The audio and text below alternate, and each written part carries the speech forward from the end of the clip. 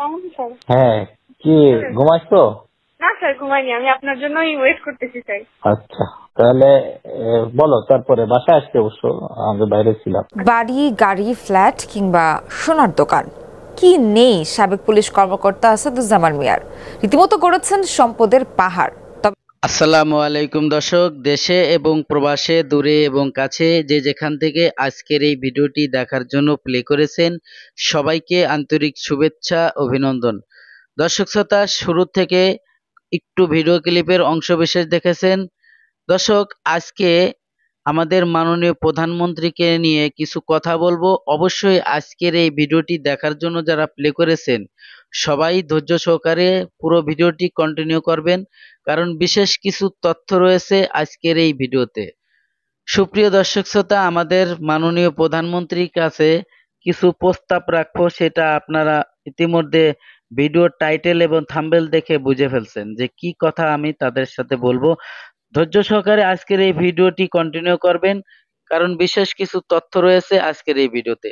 মাননীয় প্রধানমন্ত্রী, এতদিন জানতাম যে বাপ যদি ভালো হয়, মা যদি ভালো হয়, তাদের সন্তানরাও ভালো হয়।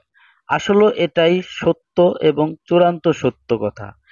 কারণ আর এটাও জানতাম যে এক ফ্যামিলিতে যদি 5 ভাই হয়, সে যদি 5টার মধ্যে একটা কিন্তু খুবই খারাপ হয়, দুষ্টু হয় এবং খুব মানে উচ্ছৃঙ্খল হয়।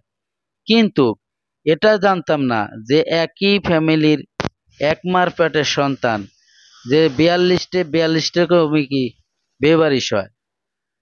তো আপনার যে সন্তানকে নিয়ে আপনারা যে বড় বড় সন্তানকে নিয়ে যে সমস্ত নেতা মন্ত্রীকে নিয়ে আপনি সংসদ গঠিত করছিলেন, এটাতে প্রত্যেকেই জাউরুস সন্তান। কারণ হচ্ছে একটা নেতা, একটা মন্ত্রী, একটা এমপি, কোন একটা লোক নাই যে তাকে লটারি করে তাকে চিহ্নিত করা যাবে এই লোকটা দুর্নীতি করে নাই, এই মন্ত্রীটা দুর্নীতি করে নাই, এই এমপি দুর্নীতিটা করে নাই। আচ্ছা, আপনি একটু বলেন তো, একটা মন্ত্রীর বেতন কত? একটা মন্ত্রীর বেতন 5 বছরে হিসাব করলে সর্বোচ্চ 1.5 কোটি টাকা হয়। সেখানে সে 5 কোটি টাকার মালিক হতে পারে, সেখানে সে 30,000 কোটি টাকার মালিক কিভাবে হয়?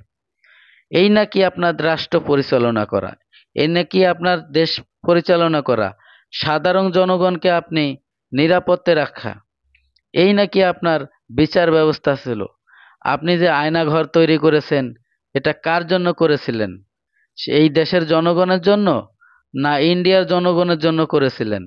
আপনার কথা যে শুনতো না, যে আপনার কথা বাধ্য হতো না, তাকেই আপনি এই আয়নাঘরের শাস্তি দিতেন। বিগত দিনে মানুষ বুঝতে পারে নাই, এটাও মানুষ বুঝতে পারতো না কোনোদিনও, যদি আপনার পতন না হতো।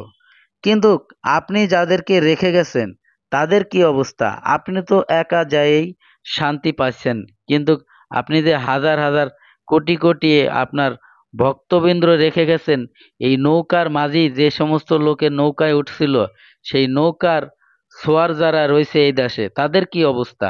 আপনি একটুবার ভাবলেন না? আপনার কত টাকার দরকার হতো? আপনার জীবন আপনি কত টাকা নিয়েছেন?